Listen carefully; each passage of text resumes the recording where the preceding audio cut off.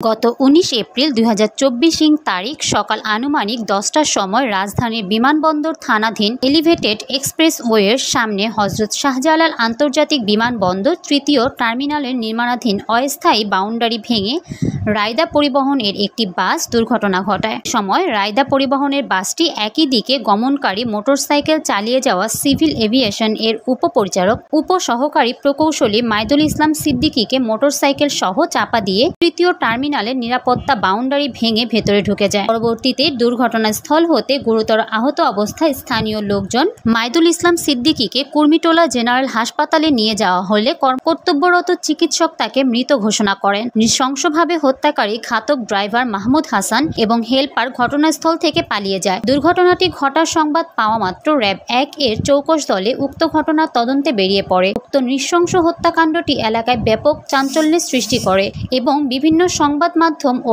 Print electronics মিডিয়ায় গুরুত্বের সাথে প্রচারিত হয়। পরবর্তীতে এই হত্যাকাণ্ডের আসামিদের আইনের আওতায় আনার জন্য র্যাব ১ এবং র্যাব ৮ এর অভিযানিক দল ছায়া তদন্ত শুরু করে এবং জরুরিভাবে আসামি গ্রেফতারের জন্য গোয়েন্দা নজরদারি বৃদ্ধি করে।